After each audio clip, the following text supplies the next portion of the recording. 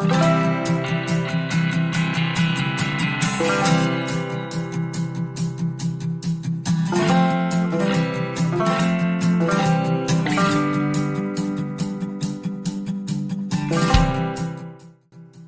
there, fellow trekkers.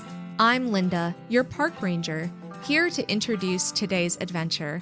You might hear me in the background as we navigate the trail together. Today, we're setting off from the Trailhead for Padlet, your first step on this exciting hike.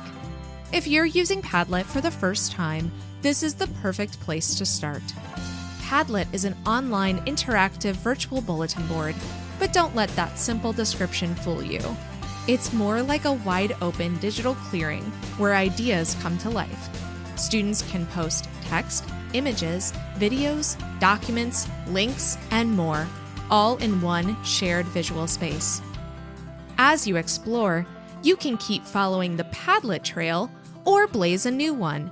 We've mapped out beginner, intermediate, and advanced trails for every level of EdTech hiker, covering a range of powerful classroom technology tools. Can't spot the next landmark on your journey? Check back soon. We're always adding new trails to explore. Even better, subscribe so you never miss a new path to discovery. Lace up your boots. It's time to hit the trail. Hey, Serene, how are you? Hey, Linda. So great to be here. Thanks for having me. I'm glad to be on a hike here with you all. I like hiking in real life as well, so glad to be on a tech trek and excited to show you all a little bit more about Padlet. So a little bit more about me. I am the Education Marketing Manager at Padlet. I've been at Padlet for a little over 2 years. And before that, I spent a long time in the San Francisco School District. So I was an elementary and high school teacher. I was an instructional coach for many years. And then I was a director of digital learning for the district. So we used a lot of different tools. It's fun to see a bunch of those tools that were on previous tech treks. And excited to be at Padlet and always think about all of that time I spent in all of those grade levels and what resonates most with students. So hoping that you find some things that resonate with your students here today. To start out with being on a Padlet where you can participate directly. This is the landing page that you have, this teach.link/trek, so you can refer to any of these resources later. But for right now, let's go on to this Padlet. And for those of you that are maybe newer to Padlet, you can come onto this Padlet and click on the plus button in the lower right down here at the bottom. And you can try making a post. And so my question here for you today is, where would you like to travel on your next vacation? I know, and I don't know if all are in the same boat, but even though our weather isn't too bad in San Francisco, in the winter, I often think about all the warm and beautiful places that I could be traveling to, whether I get to travel there or not. So if you want to try making one, you can, great. I already see a post up here. If you want to try putting in a location, I'm really excited to go to Bali. I'm hoping I get there at some point soon. You can put just a word like that and hit enter or publish. And if you want, you can also put a place. You're going to see that I like all the warm places. You can also with these buttons right here. And this allows you to add attachments. All of this is just built into Padlet. So I can click on this +16.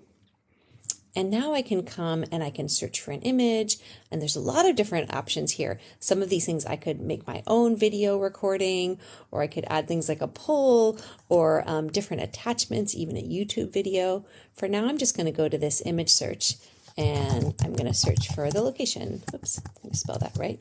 Let me give it a little more information to find a nice picture.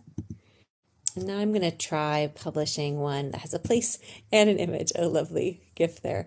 And if you already made a post, feel free to make another post and just try out some of these tools. So you can hit the plus again. And there's always lots of places I want to travel to. I love Italy. Italy always draws me in with its beautiful location, but also its delicious food. So maybe I'll search for Italian food here, see what it comes up with. So you can try adding a bunch of different posts. And you can see that this is a great way that you can make a quick opener or interaction with students. And I'll show you this in a few minutes. It doesn't take long to set up a board like this. Really, I just put the title on here and I made up a question. And then I shared this link with you all. And now we can all add to it. And we can comment on each other's too. So I see that there's some comments already on here. You'll see there's a comment button below here. I'm going to put a comment in here.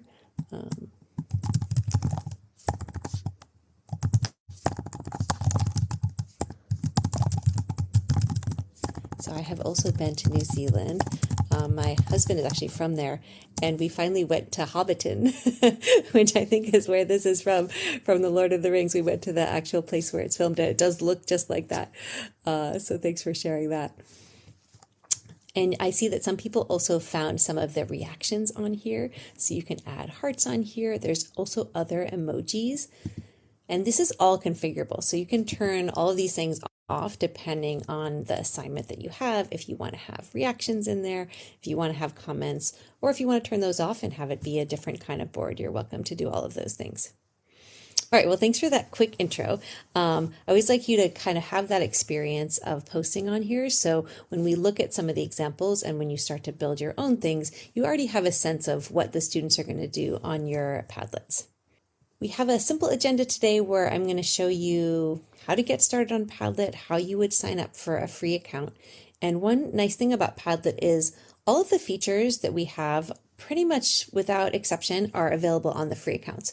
The only exception is we have some integrations for school accounts. Integrate with learning management systems and single sign-on and that sort of thing. But all of our features, like all the attachment types, all the AI tools, all the different formats, all of that's available to the free accounts, and anyone can sign up for a free account and you get 3 free Padlets. And then if you find that you want more, then you can look into our subscriptions.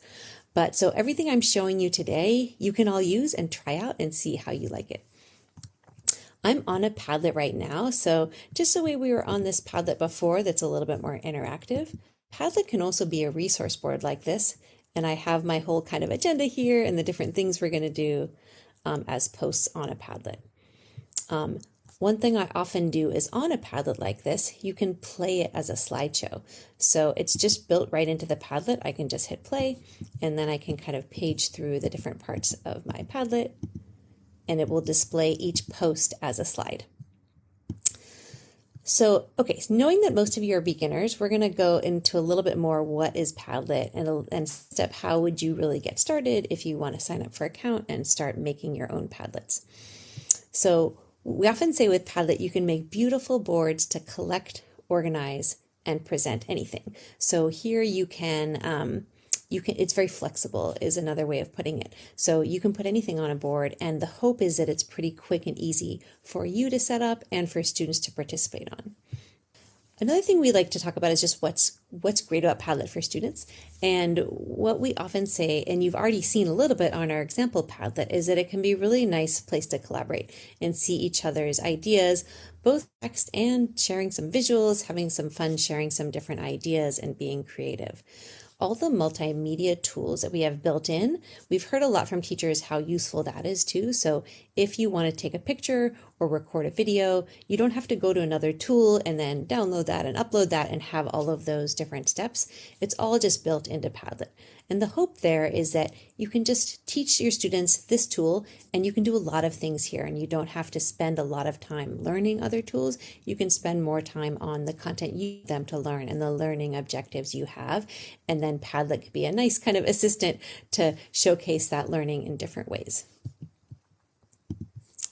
All right. So next I want to show you how you would sign up for a free account. So I have a screenshot here. This is what Padlet.com looks like if you're not logged in. I know that even for a lot of beginners, you might have an old Padlet account that you've used before. If you do, you can totally keep using that one, or you can sign up for a new one, and you can just use your email to do that, or you can use our single sign-in options like Apple, Google, or Microsoft. So all you need to do is go to Padlet.com. Click on this sign up button in the upper right. And then you can start playing around in Padlet, and you can get your free Padlets, and I'll show you around what the site looks like after you sign in. So let me go over to the site right now. So once I'm on Padlet.com, so as I mentioned, first you will be signing up at link in the upper right. And then you'll drop onto your homepage. So my homepage has a lot of things on it. It has Let me just go back to up here. It has a lot of different Padlets on it because I've made a lot of Padlets. Yours might have a lot of Padlets or it might be more empty, but your home page is kind of like your library. You can search for things in your library. You can make bookmark folders there. And then across the top, you have some more different learning options. So our gallery and our Learn page have different examples and videos to help you get to know Padlet a little bit more. The Learn page also has some more in-depth learning opportunities, a PD certification where you can take a short course and you just watch those videos and and submit a form at the end, or our Padlet sessions, and those are our live webinar sessions.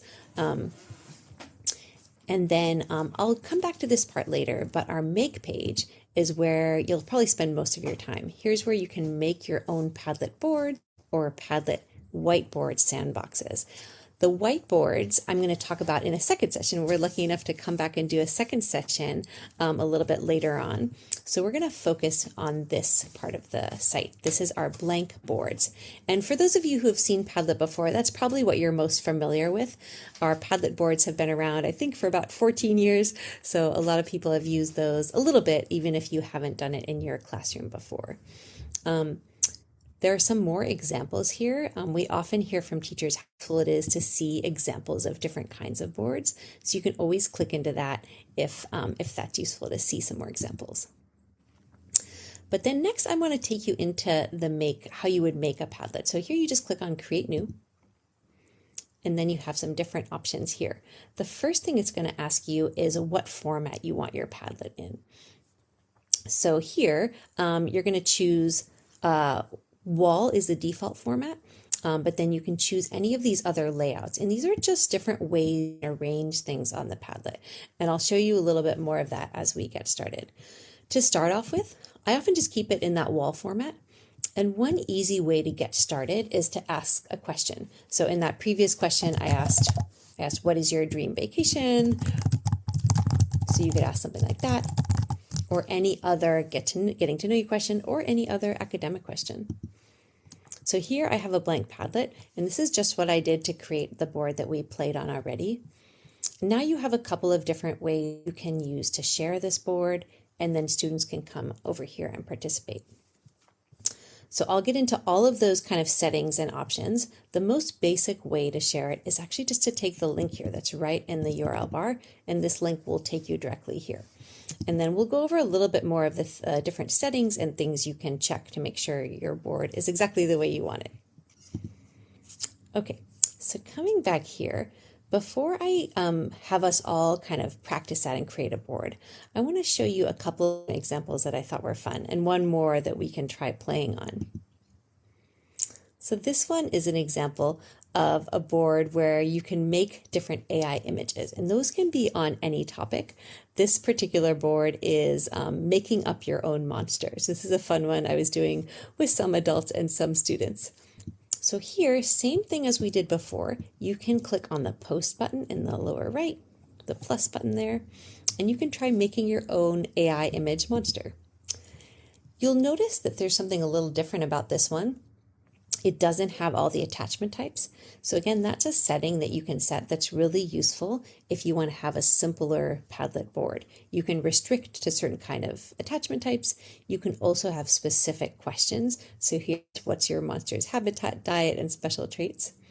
So I invite you to click on the plus button here and try making your own. So I'm going to click on the green button.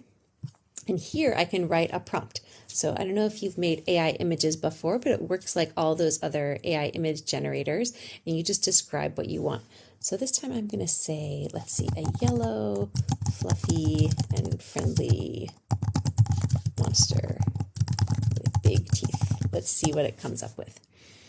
This prompting can be in any language. Padlet is very internationalized, so you can set the whole site to be in a different language, or if you have students who speak different languages, you can have them use the site in different languages. Padlet even has a built-in translation tools. So here I got some different options for my monster. I think I like this guy, and I'm going to call him, let's see, Fuzzy, and then I could describe him a little bit. He loves to eat apples and lives to whatever I want to say here, I can put in a description. And these kind of creative projects can be fun to try out with students.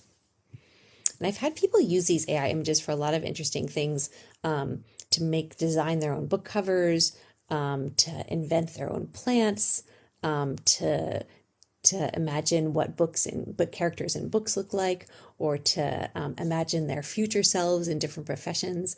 So a lot of ways you might want to use AI images to tie into something you're learning about. Make it a little bit visual and fun. I've also had people illustrate their own poems or podcasts through AI images, so you can do a lot of different fun things with that tool. And again, that's built into all your boards. So that's one example, and I'll just show you two more that we won't play on, but just to give you a sense. I find that these three things are common uses of Padlet that are really useful.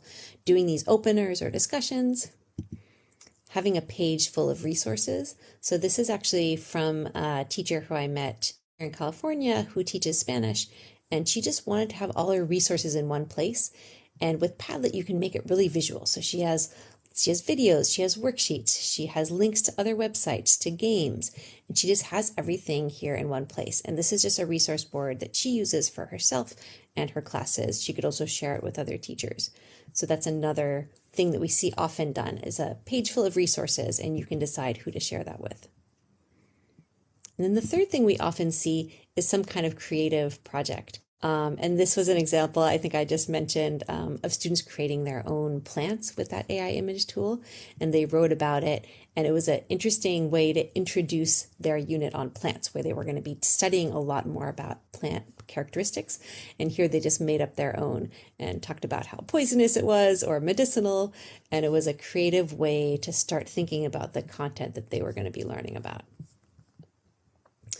Okay, so that shows you a little bit of variety. And next, I want to take us into making our Padlet boards. I was showing you before that from Padlet.com, if I go back there, I can click on the Make page, and then I can click on a blank board. Another shortcut I can do is I can just type in Padlet.new right into the browser. So I'll put that in. So if you click on Padlet.new, it's just going to make you a new Padlet as well. You can choose a format here, but you can also do that later. So if you're doing this along with me, I invite you to think of a question that you might want to ask your students. It might be, one of my favorites is, what is your favorite food?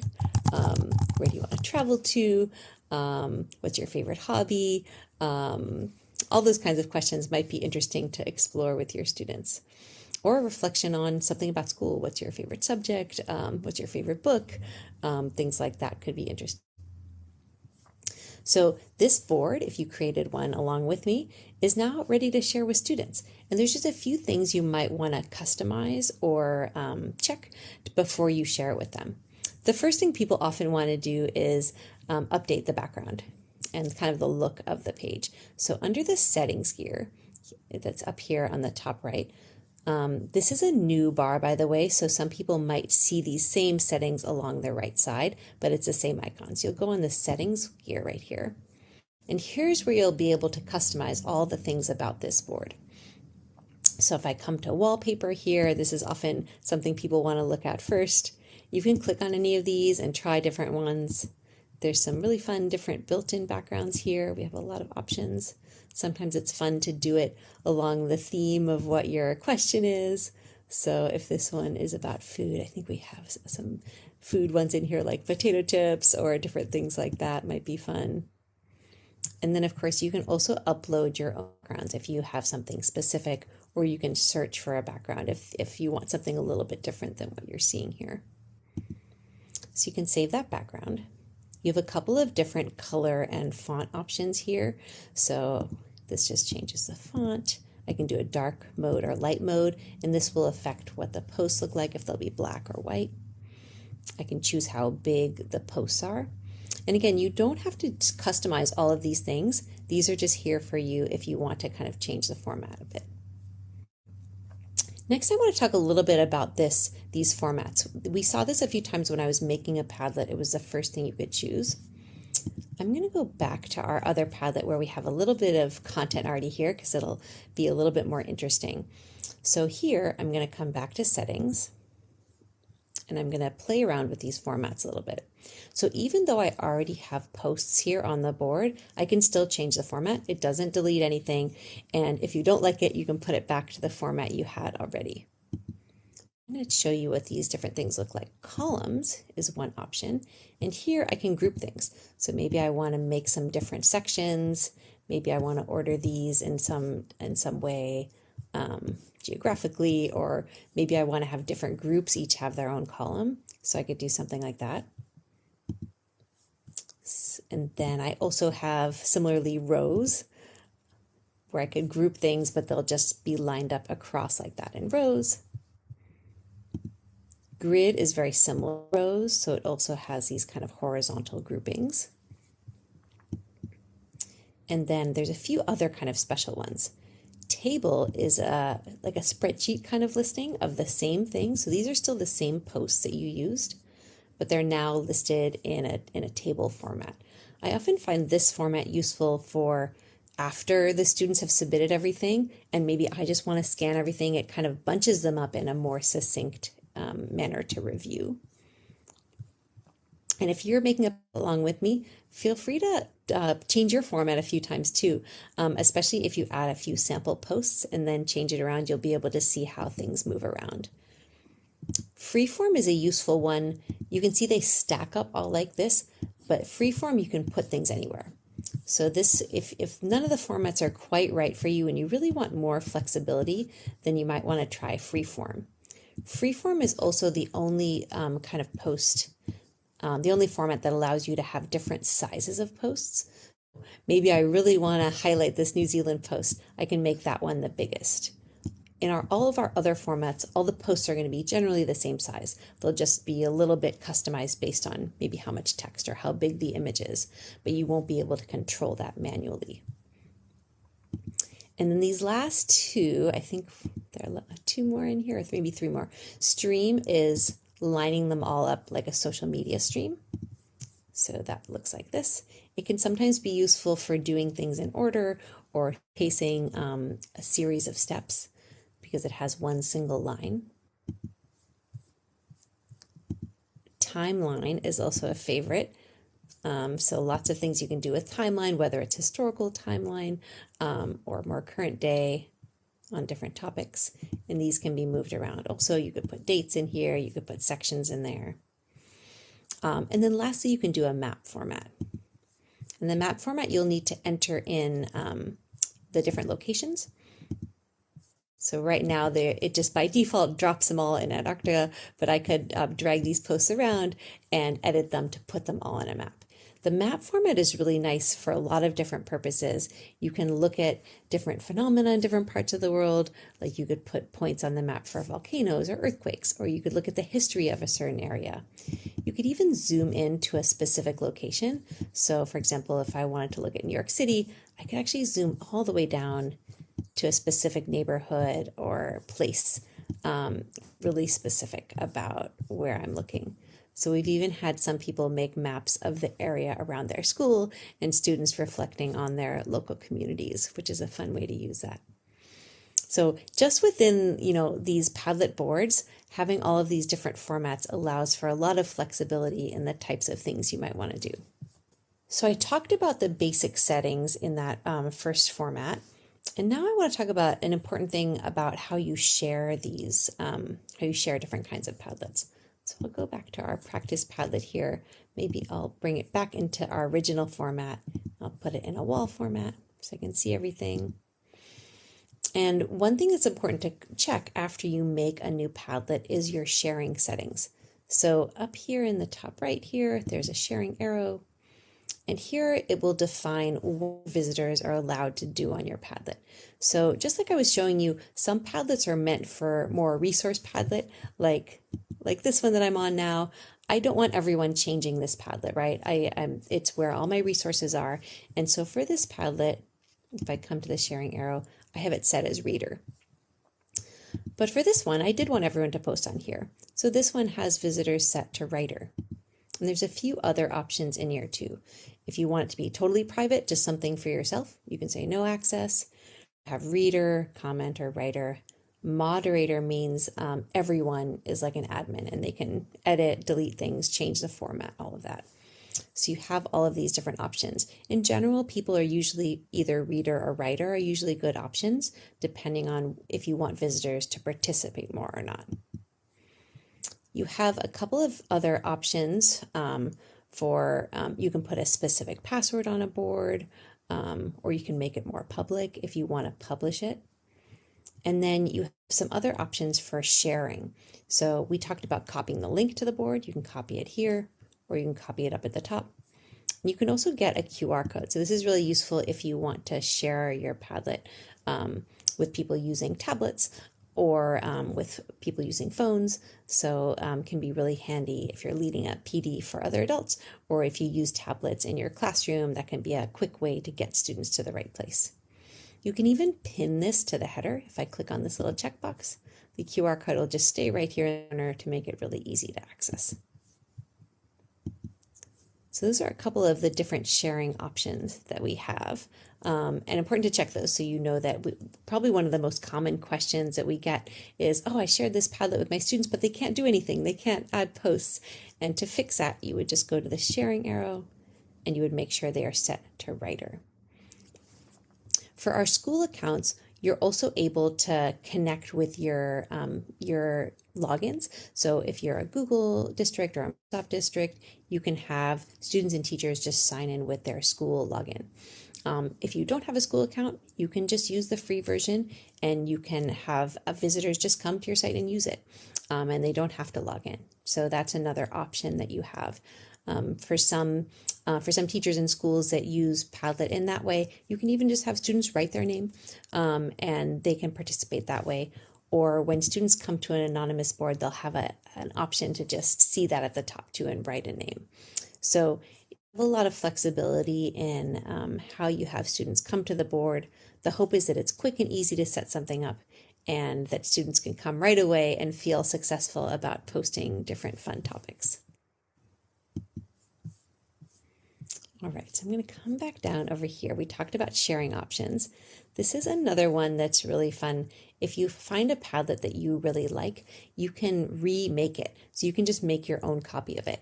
And that's true of any of the examples that I'm showing you, and I'll share even more examples and that you can explore a little bit more. So for example, if you liked this idea of the monster, so maybe you want to make a version for your class. You can come over here and you can click on the remake button. And one really nice thing is you can choose if you want to copy all the posts or just the admin, like teacher posts. So you can choose which way you want to do it. And then I can make my own title for this one, and I can click remake and it'll make me my own copy.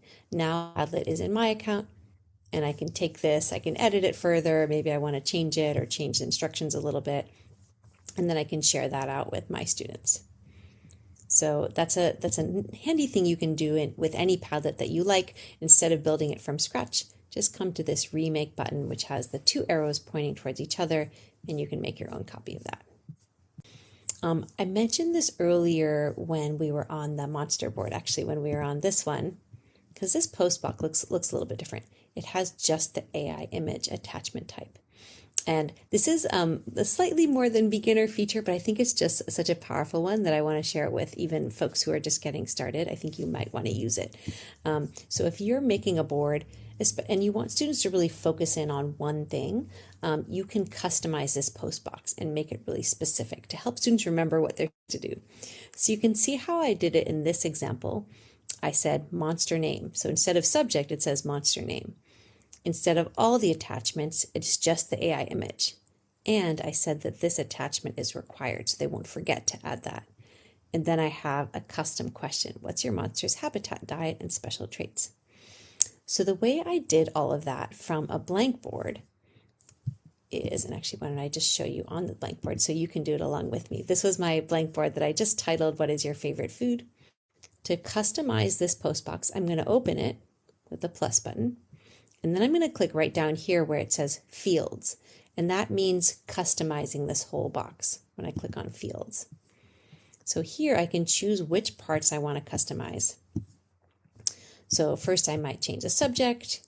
So this board is all about food. So maybe I'll say favorite food, and you can see that changing right there in the box right there. Now it says favorite food. And the next thing I might want to customize is attachments are available. So I'll come over here and maybe I'll turn them all off at first. And I could just have a text-based board. Maybe I just want to hear people's thoughts in text, and I could leave it at that. Or maybe I just want images and I don't want students getting distracted by everything else, by the GIFs and the YouTube videos and all of those things. So I'm just going to turn on image search. And I could decide if I want to require that that is attached or maybe it's optional. So now I have a customized post box and I have a simple activity that's specific and reminds students what I want them to add here on this board. So like I said, you don't have to do that special customization. It is a few more steps, but can really be helpful if you want to have a simpler kind of experience for students to make that really, really specific. All right, I don't see any questions yet, so I'm going to show you a few more examples and see if that kind of sparks any ideas. I am curious, which of these kinds of boards is catching your attention so far? At the bottom here, I'm going to click on this link right here that has a lot of examples. So depending on what grade level you're teaching, you could click into one of these areas. So maybe I'm an elementary school teacher, I'm going to click into this one. And this just has tons of examples. So maybe I'm teaching science and I want to see, oh, what are people doing on Padlet in science? I think this is one of my favorites. This is students reviewing their experiment. And they remember how we made columns as one of the formats? Each student had their own column, and then that was their space. It's kind of like a little science journal. They have their space to document their questions and their findings and answer questions, and they can see each other's, and other people can comment on theirs if I want to turn that on. So that's a very visible way to kind of share what they're doing in science. I was mentioning some different kinds of maps. This is another example for maps. Here there's a post for each of the world volcanoes. So this could be something that you put together as the teacher, or it could be something that you ask students to participate on. Maybe they research where the different volcanoes are and they make a post for what they've researched. Lots of different things here. Oh, we looked at timeline before as well. Here's an example of one of those. So here is a timeline of ancient Egypt. And you can see some information here and some more resources. And then maybe one more. This is another favorite in math. Some people think like, oh, well, how could I use math together with Padlet? It seems like a more language arts tool. It can really be used in any subject. And I really loved what this teacher did. They had students write their own math word problems, and some of them solved it right there, or some of them had other students comment on it. And you could just really see their personality in all these posts. Students made use of all these different image types and GIFs. Some students even took pictures of what they had solved on paper, which is an option. So that was a fun way to use it in math. So I'm going to go back to our monster board and just show you a few more settings in case you're curious about some other things you can do or custom. So I'm going to come to the settings gear right here. We talked about this first section a bit, how you can customize the wallpaper and the font and the format. And those are great things you can do to make it look the way you want to. The next couple of things down here, you can sort by different orders. So by the date published, by the subject, by your own kind of characteristics that you add. And this is the section we looked at a minute ago, the post fields. So that's where you can decide what the post box looks like. And then a couple other things I wanted to mention down here are sometimes you might want to have comments and reactions turned on, and sometimes you might want to turn that off. So for this board, they're on, but for some kinds of boards, you might not want that interaction. So that is totally up to you. And all of these things update immediately. So I can save that, and now the comments and reactions are turned off. And you can see that updated immediately on the board, so I can just turn that completely off. Lastly, this is a very powerful feature, moderation. So we get this question a lot, like what if students are misusing things? What if they're saying things that we don't want to be up on the board for everyone? So it's totally under your control if you want to moderate the board. And the way you would do that is come to moderation. And if you want to check all the posts and comments before they go up for everyone to see, you can change this to manual. And that's really nice. Even if you don't feel you need to check everyone's, it could be a way to give everyone some think time. So maybe you ask a question and everyone's putting their posts up, but you don't want everyone to see each other's right away. You want them to each have their own individual think time. So you could moderate the posts, pause, let everyone participate. And then if you have a lot of posts to approve, there's also an approve all button. So you can do that once you're ready to have everyone share. And this last one is also just if you want the board to be copied or not. So if you have something you just want to keep on its own, you can turn that off. And I believe it's off on here. Oh, sorry, it's on there, but you could disable the copies if you want to. One other thing on the moderation, this auto moderation is sort of a nice in-between feature. So if you don't feel the need to kind of check off every post that comes up, but you do want there to be some protection, the auto moderation uses our safety net AI tool, and that just looks for inappropriate content. So it looks in images, videos, text, and it will just detect some appropriate words and that sort of thing and flag those for your review. So that's kind of an in-between option. And of course, you can just turn that moderation completely off if you don't feel that you want that. So those are some extra things you can do in here to just set up your board exactly the way you want it. Although I just want to emphasize that it's really easy to set up a board very simply. So you can add all these bells and whistles and get it exactly the way you want it. Or once again, you can just type in padlet.new or go to the make page and you can make something with just a simple question. It could even be something like, how are you feeling today? Or something like that. And you could take this link and share it with students. And that's the hope, is that you can walk away and from this session and you can just try it out. And I think an opener is a really great way to try it out with your students if you want to start there. Or if you want to start out with something that's more for your own kind of organization, you could make one of these resource boards and kind of put your favorite YouTube videos for instruction or your songs or something that you want to play in class. You could collect together your resources and use it for your own use as well. I think that's about it. Just remind people that Padlet is free. So really encourage you to just try it. Come in, make a Padlet, see if it works for you. And we'll talk more about Padlet Sandbox next, which is these whiteboards. And there's a lot of fun things you can do with them.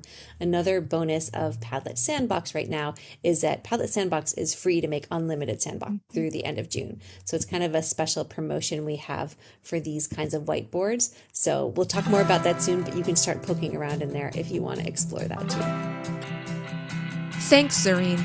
We'll see you on the next hike.